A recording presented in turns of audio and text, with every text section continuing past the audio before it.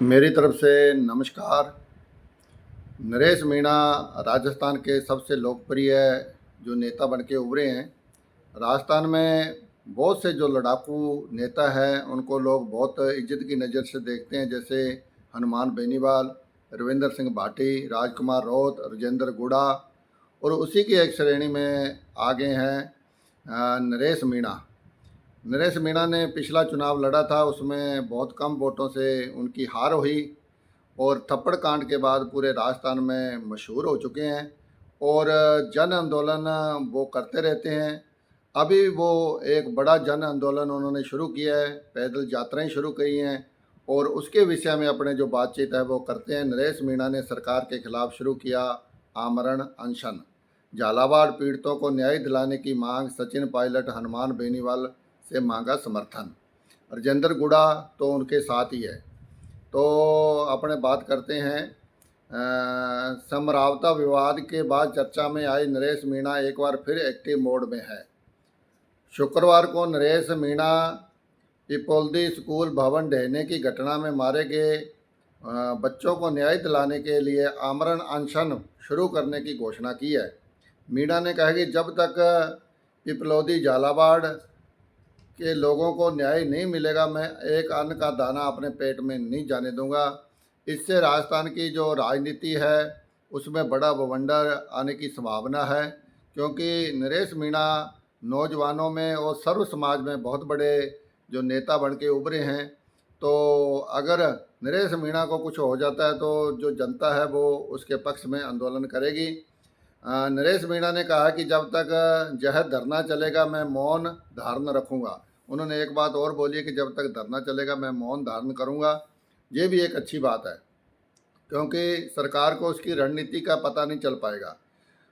रोज दोपहर 3 बजे केवल 5 मिनट के लिए अपने साथियों से रणनीति पर चर्चा करूंगा। मीणा ने सरकार पर आरोप लगाया कि स्कूल निर्माण में भ्रष्टाचार, लापरवाही के कारण यह त्रासदी हुई, लेकिन दोषियों को अभी तक सजा नहीं मिली। ऐसे में जब तक पीड़ित परिवारों को उचित मुआवजा, दोषी अधिकारियों पर कड़ी कार्रवाई और स्कूलों की सुरक्षा जांच सुनिश्चित नहीं की जाती, तब तक मेरा जो आंदोलन है वो जारी रहेगा।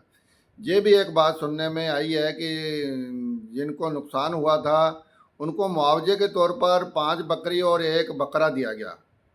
ये कैसी सरकार है? मान लो कोई अमीर का लड़का जहाँ और कोई दुर्घटना में मारे जाते हैं तो उनको लाखों रुपया जो दिया जाता है, परंतु इनको सिर्फ ये दिया गया है, सिर्फ कुछ रुपया ही दिया गया है। तो इसके बारे में लोगों में बहुत ज़्यादा जो गुस्सा है, परेशानी है, दिक्कत है। उसके बाद नरेश मीणा ने हनुमान बेनीवाल और सचिन पायलट से भी संयोग मांगा है फ़ोन करके, और हनुमान बेनीवाल निश्चित तौर पे उनको जो संयोग है वो करेंगे, सचिन पायलट भी संयोग करेंगे। परंतु मेरा जो मानना ये है, नरेश मीणा को अपनी रणनीति को सही करना पड़ेगा। अगर वो कांग्रेस के पक्ष में जाते हैं तो राजनीति का जो ध्रुवीकरण है वो एक अलग प्रकार से हो जाएगा। कांग्रेस में ज़्यादा उनको आनी जानी है नहीं है। कांग्रेस से पहले भी बहुत सारे नेताओं को धोखा दे चुकी है, अब आगे नरेश मीणा को एक बार और धोखा खाना है, वो उनकी मर्जी है।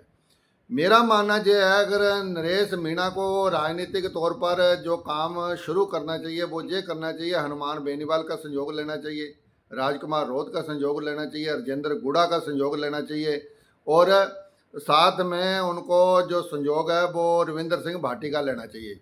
क्योंकि नरेश मीणा खुद छात्र संघ राजनीति से चुनकर आए हुए हैं, छात्र संघ के अध्यक्ष भी रहे हैं।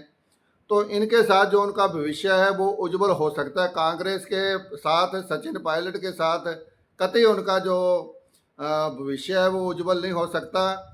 उनको तीसरा फ्रंट बनाकर नरेश मीणा को, हनुमान बेनीवाल को साथ लेकर, राजकुमार रोत को साथ लेकर, राजेंद्र गुड़ा को साथ लेकर तीसरा मोर्चा बनाकर जो चुनाव लड़ेंगे तो नरेश मीणा को जो सफलता है वो मिलेगी। निश्चित तौर पर वो विधानसभा राजस्थान में पहुंचेंगे।